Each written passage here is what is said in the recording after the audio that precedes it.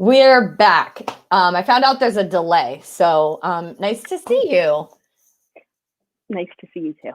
You look I'm a warm. little nervous to cook today in front of you, I have to say. You're gonna do great. And don't worry, it's not just me, it's me and the entire world. Well, I mean, Eloise thinks that I'm on live television right now. She's very convinced. You basically are. You're live on YouTube, and she was born in like 2014, so it's basically that's what you are. Yeah, I just think it's really funny because you always hear celebrities say like, "Oh, my kid doesn't even notice that I'm on TV. They don't even care." I've never been on TV, and my daughter's like, "You're on TV. This is going to be amazing." So See, speak of the devil. If you set the bar low when you start, then things like live YouTube. Hi, Eloise, you're on TV. Sorta. Okay, go see Dad. Go upstairs. Go. Because she's in my headphones. So, okay, with our show, Angela is cooking today a crispy rice recipe that looks super delicious, and I'm jealous that I'm not going to get to eat it afterwards. I feel weird and also psyched that I'm on a cooking show and I don't have to be the one who like schlepped all the ingredients and stuff. I used to do a lot of cooking demos. I used to go down in San Francisco to the Embarcadero, and I did this whole like celebrity chef cooking series for a couple years where all the like top chef people and these celebrity chefs, like famous chefs, would come in, and I had to cook their recipe in advance and prepare 100 servings. And I was always in the background rushing around, like, you know, on TV when they say 20 minutes later your dough has risen, I would have to prepare the unrisen one and the 20 minutes later one. So I would come in with like cartloads of food, and it's so much fun, but it's a lot of work. And I think this is my first cooking demo where I just get to sit here in my fancy sweatpants and watch you cook. You enjoy. But I don't get to eat anything. So I know that was the real disappointment for me last week with the peanut noodles. So I get it.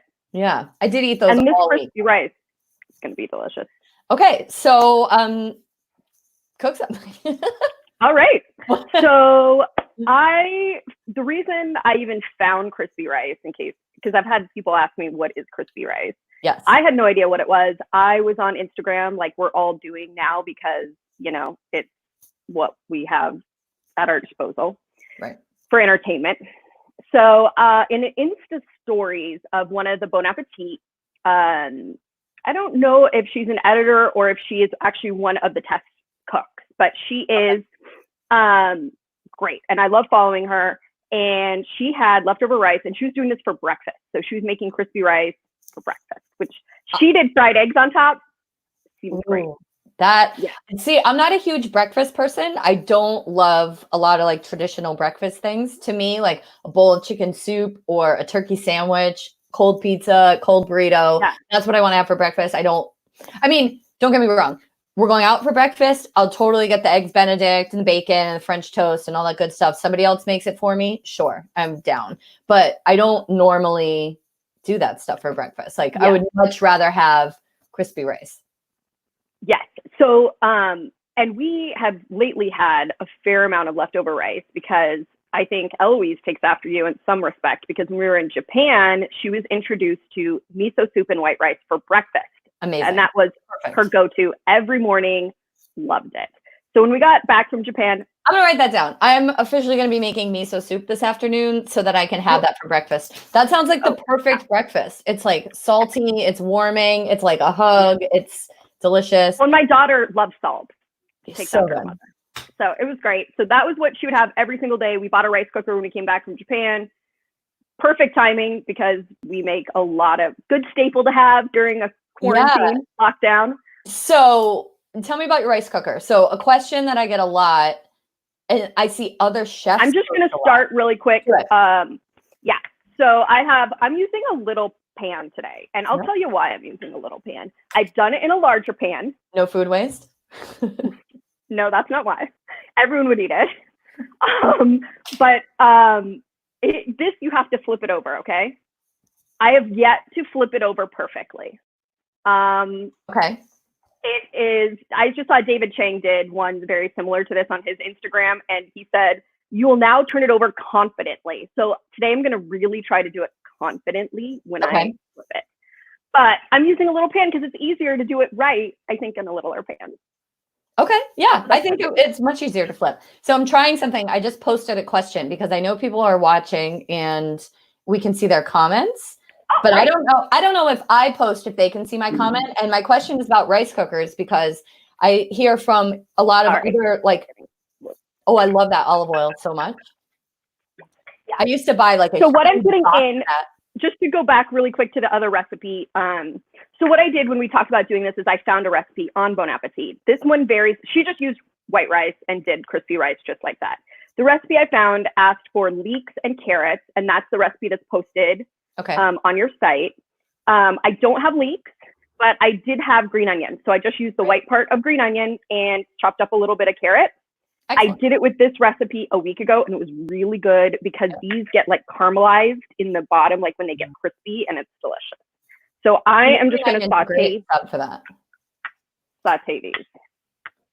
Green onion is, even in general, if you were shopping for it, is such a good substitute for leeks because they're much, much smaller. Leeks are delicious, but they're usually really, really dirty. So you need to wash them like in a bowl, and it's this whole like sandy situation. And they're also really big. They don't fit in your grocery bags well. And then you have like the big rooty bottom part and then the big dark green top, which is amazing for if you're making stock or something like that. But green onions are just like a really easy, they're easy to use. They last in your fridge. I've had green onions in my fridge for like weeks and they work. Yeah. Good. And everybody now is regrowing their green onions. I don't know if anybody on Instagram has seen this. Everyone and their mom has green onion bottoms in a cup and they're regrowing their green onions. Have you tried it? I have not tried it, but I feel like I kind of have to. I never tried the frothy coffee that everyone was doing everywhere because of, dairy doesn't necessarily agree with me. But I will try the regrowing of my green onions. Yeah, I haven't tried regrowing. I know you can do celery as well, and there are a couple of things you can regrow. Oh, romaine. You can do romaine. I haven't tried any of that because I tried desperately to grow an avocado pit into a tree. And I know like you can never actually bloom avocado fruit, but I just wanted it to grow into a big, beautiful tree. Have you ever seen this where they stick the toothpicks in it and they sit it? I mean, I saw you trying. I tried. I did not. I didn't know about it before. I tried 6 different pits. I think I just threw away my last one, and it's what, March, April? Who knows? It's sometime. I started back in September trying to grow an avocado pit into a damn tree, and I could not make it happen. A bunch of times, literally nothing happened. And then a bunch of times it did actually crack open and roots grew. And then once I got the teeniest, tiniest little stem to start to grow out of the pit, and I was so excited. And then nothing happened. It just like fuzzed over and rotted. And like, then I threw the whole thing away and now I have quit and I have not tried to grow scallions. What do you think the reason is for apparently scallions is super easy. Everybody says it's like foolproof. Okay, we'll do it and let us know. I would love to see. I'll let you know if I'm the fool. Yeah, I would love to see because I could not grow an avocado pit. I remember one time a long time ago, I think way back, right after I started my first business, and your mom gave me a money tree, which is like a classic, like good luck gift for people starting a new business. And I murdered it. It died. It did not last very long. And it was supposed to be like a harbinger of like a lucrative business. And I killed it in like a month. I was like, I hope my business is more successful than this tree. Yeah. I don't know. Sorry. Sorry about that. So I want to go back to rice cookers. Yes, rice cookers. I think I've started saying this like 5 times. I know a lot of chefs who feel like they can't cook rice well. So people use rice cookers. But I know that you also have an Instant Pot. And a lot of people talk about cooking rice in the Instant Pot, but you wanted a separate device. Why? No, I didn't want any device. I have no room for all these devices. Matt went online and we wound up with a rice cooker. And the thing I said to him is, where are we going to put this thing? Okay. We found a place for it. And we do use it a lot. It makes it better than the Instant Pot. I've never tried to make rice in the Instant Pot. You're not a fan. This might be the most controversial thing we ever say on this cooking show. I think the Instant Pot is stupid. I don't like it. I don't think it makes anything faster or better. One thing, chicken stock. That is it. And I do beans in them. I will be doing a bean recipe in them. Soggy. They come out uneven. Okay, I'll try incorrect, ma'am. Incorrect. I will try. Not true. I will try your bean recipe. I find that when I do beans in a pot, they come out more consistent because you can stir them and then they all. Okay, right, I'll try another poll for our live viewers. Who cooks? Raise your hand if you cook dried beans versus into the rice right now. Folding. This is going into the rice right now. Here. I wonder how many. Oh, there you go. I was going to write a blog post about this too. It's on my list of why people should try to cook dried beans right now because we have a little more time. Go for it. I've been doing dried beans a ton, and I got the Rancho Gordos, and man, I never thought you would be able to tell a dried bean difference. Yeah, you can. I was wrong. You can. Absolutely, you can. They're heaven. Get yourself some. Back to the Instant Pot. Cookbook said the Instant Pot's the best way to cook soft-boiled eggs. I've definitely seen people who are like pretty excited about doing eggs in the Instant Pot. My problem with it is that to get it to come up to pressure and then down ends up adding like so much time to the recipe that it doesn't actually make anything happen faster. My favorite thing about it is that it's a separate cooking surface. So like if your stovetop and your oven and stuff is full, you can also be, cooking something on the side in the Instant Pot. But I haven't tried the hard-boiled eggs in there. I will admit that, or soft-boiled eggs. I just boil them in a pot, but I don't know. I put they say a fairly generous amount of oil in the bottom of the pan. You want it to cover the entire bottom of the pan. And I am using the same oil they use, which is good old canola. Good old vegetable oil. Yep. So we were also going to talk about a certain new member of your household. Oh my gosh. I know. Is he going to make a cameo? I can't even handle it. No, Matt took him away. Oh, we took him away? Uh-huh. Yeah, he took him upstairs. So sadly, my beloved pug passed away probably about a month ago now, 3 weeks ago. We knew it was coming. We had known he'd been having troubles for a while. He was 13. We rescued him from a pug adoption rescue place when he was 5. Are you pressing that down in there? I am pushing it down, yes. Yep. So I am pushing the rice down. I mixed it with, now they said you can season it with salt. I had already seasoned my rice pre-cooking it when I cooked it. So the rice already has salt in it. So I am not going to re-season it again. And then you can can you guys kind of see? It's like smushed down a little bit. Yeah, it looks good. Anyways, so we originally tried to get another rescue dog because I do believe when you can, you should. But we also knew we wanted a puppy. Like I said, this is Matt's first dog ever. And he was dying to do, he was like, we're home, we have the time, I really want a puppy. So we tried some rescues, putting in applications. Right now in LA, you cannot get yourself a rescue puppy. I know, I keep seeing that on the news. I mean, they were saying hundreds of applications for dogs. Our neighbor got a dog, and I keep seeing. I think that's getting one. Might be more than just LA, nationwide. Everybody. Yeah. And I sent my brother. So I had pugs growing up, and my brother and I love pugs.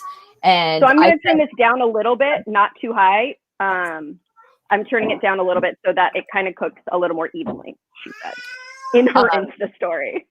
His first response was, "It's a perfect time to get a pug." Yes. Or dog, but we use pug and dog interchangeably. So do we. So yeah, we ended up getting this little guy. Somehow I convinced my parents to get the sister. I don't think that was hard. Bobby T needed a pug. Well, you know what I told them? I was like, we're getting both dogs. We're getting both dogs. So either you guys take the girl or we'll just be a 2-pug home. That's all there is to it. I saw her. We went to go meet. Yes. Jasper is our pug, and he wants to know if there will be leftovers. We will not start giving the pug people food at this point. It's not good for We them. had a pug that used to beg. Seamus already came with terrible habits, and we are trying to prevent those. How old was he when you got him? Seamus, he was 5. They estimated him between 4 and 5. Yep. Yeah. And he was like, he was obese because apparently he got so much people food. This guy, I've never seen a pug though that like, he like barely eats. Yeah.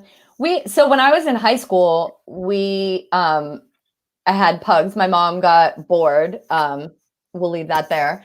And she bred our pug for no reason. I mean, we were not pug breeders. Like she just was except bored. For the fact that she wanted baby pugs. I think she just wanted love. So we ended up with, I don't know, 6. My brother thought it was 6. I thought it was like 8. Nobody really knows, but we ended up with like a litter of baby pugs. And some of them were really skinny. Like some of them were long and skinny, and then some of them were short and fat. So we kept 2 of them. We kept a skinny one and a fat one, but they did all, just like people, they all have different body types. And well, I'm used to really food obsessed fat pug. So I'm like, there's something wrong. I'm like, he's gonna die. He's only eating like the bare minimum of kibble. Yeah. There's something wrong with him that he's not gorging himself. So I don't know. My Felix, my son, you know, but maybe some others don't, is 2. I've never seen the dude eat a vegetable. I don't know what he eats. I've also never seen him eat meat, which we serve at, most meals. Doesn't eat meat. I barely ever seen him. What is he eating? Pasta? Bread? King's Hawaiian rolls. What is he living off of? King's Hawaiian rolls. You know those ones. Okay.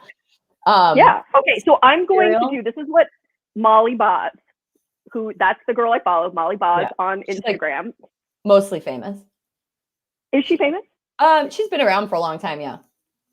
Yeah. I love her. Yeah. And Bon Appetit recipes are good. They've been around. I do a good amount. Yeah. So this was one of my other questions actually was, as our resident regular person, where do you find recipes? So my friend had actually just posted, she's also a chef. She posted this question online and there were a lot of really interesting people. I'm putting butter around the edge and letting it melt into it because she recommended that, making it like goldeny and crispy. And she said something about the milk fat solids or something that sounded, chefy and scientific. All I know is butter equals good. Yeah. So I am going to do that. I might have filled this pan a little high with rice. Do you want the chefy answer? Butter is part solids and part water. So when you put it in, the water part sort of evaporates. That's how things like croissants get some lift, because when the butter evaporates, it like separates the dough and you get lift, but then it sort of disappears. But then the fat solids are what turn into brown butter. So that's what makes things caramelized. So nice. Okay. If you use ghee, which is like the Indian clarified butter, or if you use clarified butter, like a lot of French chefs, they separate them first and they only use the liquid part without the fat solids. So you'll never get those brown crispy bits on the bottom, and you can heat clarified butter and ghee to like a way higher temperature, but you miss out on the brown delicious parts. Interesting. Okay. I'm like Molly Baz. I could do that. Are you jealous that I love Molly so much? No, do you have chef jealousy?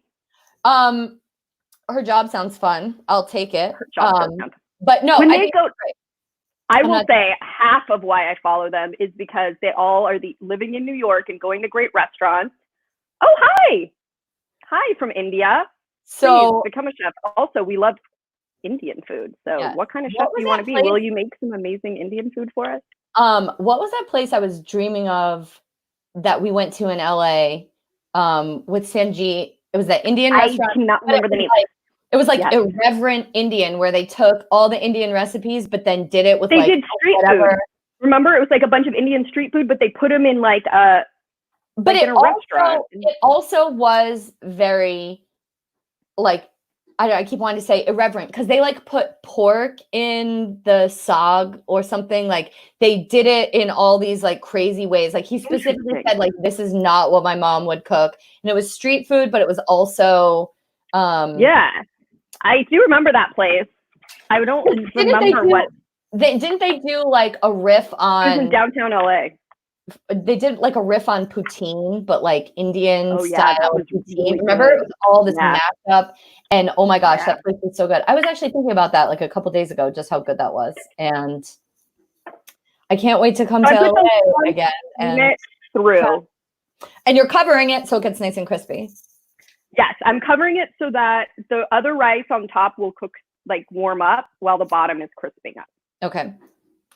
And then I'm doing, so the recipe that I found online also called for like this Dijon sort of dressing that they put on chicken. Yeah. And we talked about last week, I'm not a big chicken fan. Okay. So I poached some or blanched some asparagus, and I'm going to put it on top of that. Excellent. Though I don't have the recipe right now. So I don't exactly remember. Oh, great. How much of anything do I need for the Dijon? Otherwise, I'm just going to put lemon, Dijon, olive oil, and salt together. Yeah, and that's fine. I mean, that's it seems wing it. It's to taste. I think part That's of the thing, right? Part of what I hope to help people with is that most of the time it doesn't matter. And it's just a matter of like starting to get some confidence, start with a little, you can always add more. It's harder to take things away. My brother texted me this week and asked how to take some of the spiciness out of his homemade taco seasoning that he was making. And why would you want to do that? I guess they don't like it, they live in Boston. They don't do spicy. And then also, this is really embarrassing as I drag him onto our podcast. I asked him what was in it and what was spicy, and he just said it was the chili powder that he put in it. I'm like, chili powder isn't usually chili powder's not even spicy. I know. He's like, no, this is spicy. So was it cayenne or something? No, he sent me the jar. It was just chili powder. I don't know why it was spicy, but sorry, brother. Tim. Tim. Okay. Yes. So just start with a little bit and something like that, like a dressing. The thing is, since you're not adding it to the whole bucket of rice, if you just start with a little bit, you'll have an opportunity to add it later. So like as you're practicing, trying to figure out, it's okay to kind of go off the recipe and riff a little bit. But like a place that I would not do that is when you have your whole dish sitting there crisping up in the pot, I would not go crazily sprinkling things on the pot, because if you go too far, you would just ruin every single thing you made. But if you're doing it in a separate bowl and it's, ingredients like lemon and stuff, you can kind of just do a little bit and then note it and practice. And somebody on Instagram asked me last week, like how to become a better chef, and, starting to have a sense of how much and what you're doing is how you practice every time you cook to get a little bit better. I just put some stuff together and, I'm hoping for the best. So I put all the ingredients I was supposed to put in. That's a good start. It's like building a model airplane, like you don't want any pieces left over. The other thread I wanted to follow up on is how you find new recipes. This is something that I try to solve for with my business, but it's also something that I see, come up online a lot. And another chef friend of mine posted on Facebook this week, and she had like 70 some comments. And she asked people, when you say you want new recipes, what do you really mean? Because if you Google like recipes, 7 billion recipes come up.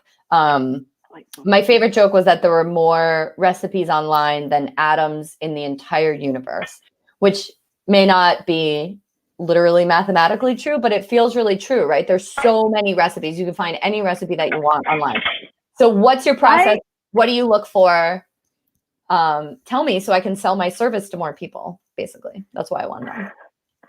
So I follow a ton of people on Instagram. I love I'm very visual. So when someone makes something and I see them make it, I am more interested in making it. Okay. I would not seek out a crispy rice recipe, but because I saw somebody make it and it looked easy and fun and I had the stuff, like, sure, I'll try it, For me, I find so much stuff that way. Like, I love the breakdown of recipes, like, not to go back to Bon Appetit, I swear I look at other stuff, but they have Basically, which is like a section of theirs, which is like simpler recipes. Okay. And they'll always do like Instagram where it's like I don't know if it's a video or just in their stories where they'll do like little snapshots of it and you can see the whole thing from beginning to end. Yep. And sometimes I'll be like, oh, that looks fun, or I can try that, or I want to, you know, make that. Okay. So for me, it's kind of that visual aspect. Sorry, my computer's being weird. I don't know why. Okay. I'm going to try to flip this. Okay. Let's see. I hope I gave it enough time to crisp, but so she said you want a bigger plate than your pan. Okay. And you want to put it on there and then confidently. All right. Most of it went. Let's see. Ish. Oh, I don't think I gave it enough time. It like crisped, but not brown enough. I can see some spots where it did. I should have left it longer. Yeah, that's okay. The last time I made it, it was really crispy. I mean, the rice is still crispy. It looks good. It looks good. Yeah. You can hear the crunch. Oh, I can hear it. Yeah, I can hear the crunchies. Yeah. Sometimes maybe heat too. A dish like that is really hard. There's a Persian version of this kind of meal, and every time I tried to make it, yeah. Who made it? Samin Nosrat. Oh yeah. And it's really hard to get golden, and it's really hard to do. I was really worried about it getting too dark. Too brown. Yeah. But okay. When I've done them, they come out uneven is always one of my biggest struggles. But it looks good. It looks mostly in shape, and it's dotted with lots of delicious stuff. Okay. So now I'm going to put my asparagus in the, should I just put the asparagus on or dress it first? What do you think? I would dress it first, I think, because that would keep it separate, and then it'll kind of get into the rice and stuff anyway. Okay. Great. I'll do it that way. So when you're looking for new recipes, what kind of things like would turn you off from a recipe? Stuff that takes forever. Yeah, okay. Requires too many steps. A good comment. Chicken or ground beef, looking for a dessert recipe with apples, not sure what to make. Oh, Google chicken or ground beef, apple dessert, and pick one that looks good and easy. Yeah. So I've done like a lot of surveys with people to see where they're finding recipes, and just Googling them really is the top thing. But the problem with that is if you don't know whose result you're getting, you don't know if that dish is going to come out well. Ooh, that looks so amazing. I love that. That's my asparagus with the Dijon on top, my crispy. It all dressed and delicious. But not crazy crispy. Sorry. Looks really good. Work in progress. Totally breakfast worthy. And with a fried egg on top. I think especially with the asparagus, a fried egg on top of that would be amazing. I know. So good. It'd be really good. Yeah, if you're Googling recipes and you find like all recipes or any of those conglomerate sites, anybody can put a recipe on there. So you don't know whose you're getting. So like you going to Bon Appetit to me makes a lot more sense because, I know that their system of testing the recipes is really tight and they've been doing it for a long time. But I look at some of those like on All Recipes or any of those, and it's really just like, seriously, anybody could put a recipe on there. Eloise could go and put one on there and nobody's editing it. Nobody's testing it. Nobody's doing anything to make sure that recipe is going to come out. So that's, I will say one of my pet peeves as a recipe writer. Before I do any recipe, a lot of garbage. I will look up to see if it has reviews and what people have said. Okay. So I will not make anything if there are no reviews of it. And I will usually read the reviews to see if somebody had improved upon it in some way. Like, is there something different I should be doing that they figured out later? Or, my friend who's a recipe blogger, and she's kind of sassy and snarky. She always gets so mad. Like she posted a recipe the other day that was like a lemon almond fig cake. And somebody in the comments was like, this was great, but I subbed the lemons for oranges and I subbed the almonds for something else. Yeah. She was like, this dish had 3 ingredients and you subbed them all. And then, but then it's not the same thing. Said, oh, it didn't turn out well or something. She's like, you subbed everything. It is not my recipe anymore. But that's sort of her shtick, is also to be a little bit snarky about it. So she just posted back, but it's funny when you say that. No, I support subs. I mean, that's like part of the whole no food waste thing. Oh, there she is. Simone's recipes are awesome. Zen Belly, go check them. They're paleo. And cool. She's great. But she always makes me laugh really hard.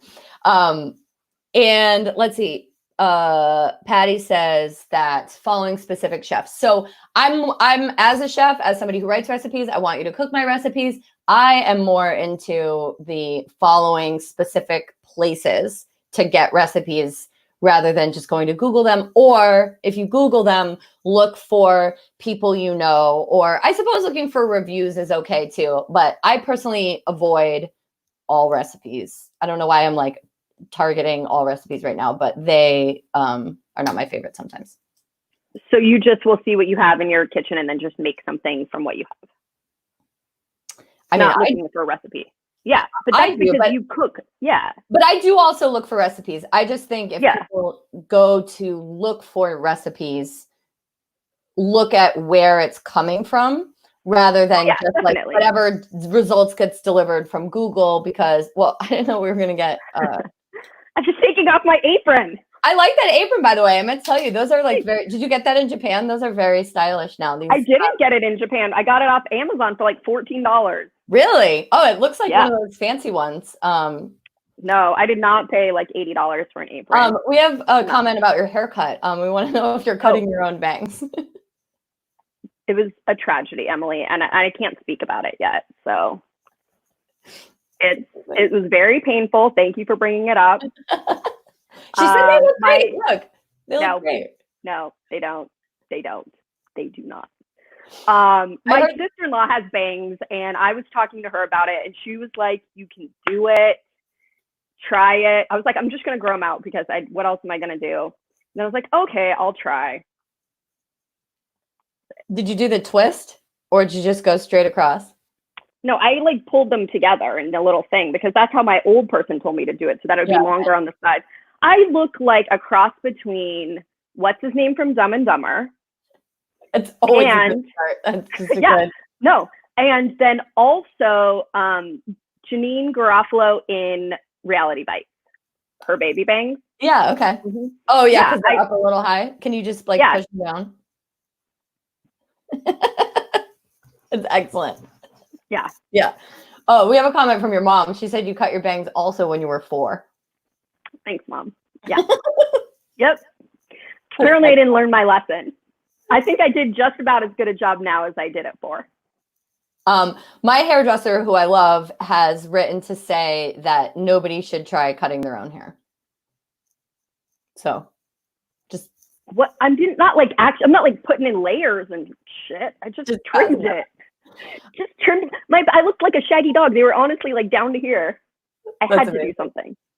Because normally I actually like them on the long side. So when I go to my hair person, she cuts them on the longer side. So it had been so long. Yeah, they were like really long. And then whatever. Too good. I mean, who am I going to see? Really? I mean, the whole. I'm reminding you again that the whole world is watching. You're seeing like more people potentially right now than you've ever seen before in your house. In your life. And by whole world, we've already established we've got Emily, your sister-in-law, my mom,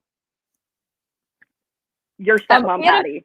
We had a famous food blogger pop in here, so. Okay, true. Yeah, and up-and-coming chefs from India. Up-and-coming chefs from India, true.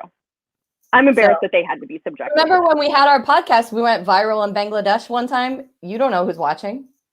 Okay, and by viral, we had 2 downloads in Bangladesh, guys. 2.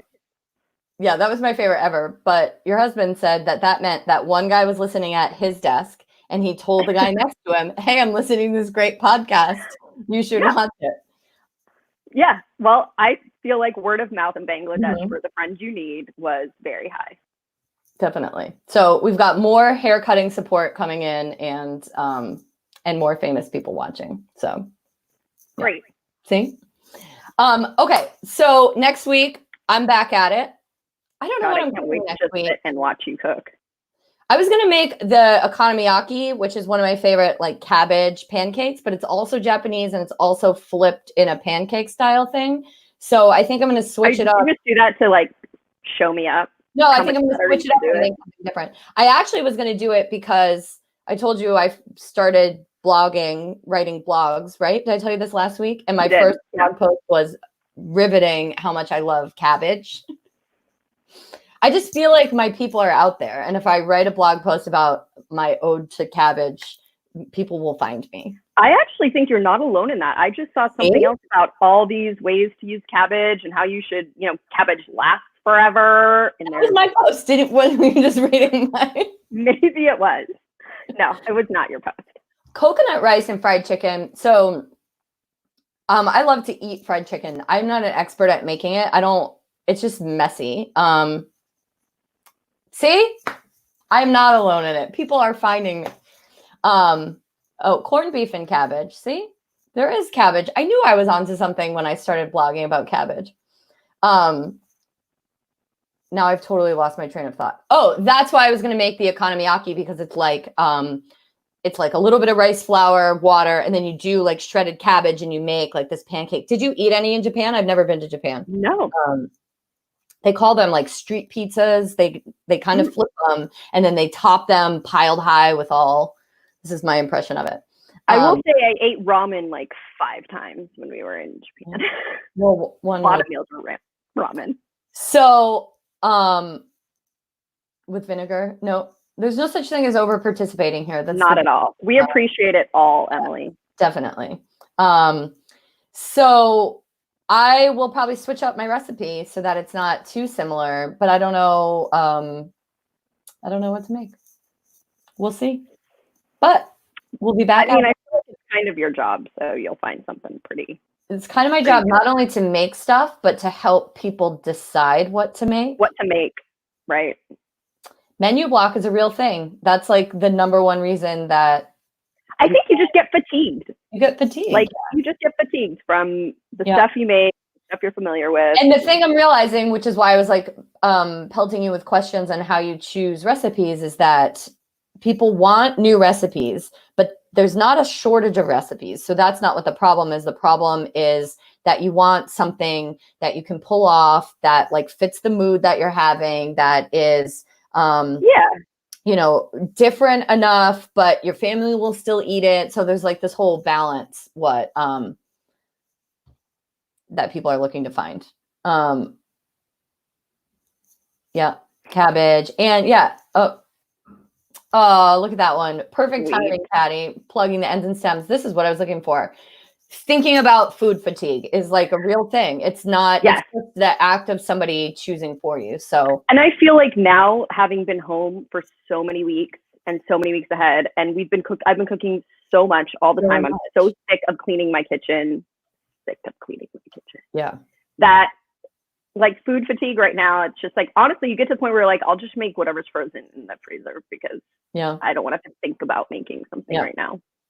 We've been doing takeout less too. I'm not really sure why. Because I don't know. We've been doing it less too.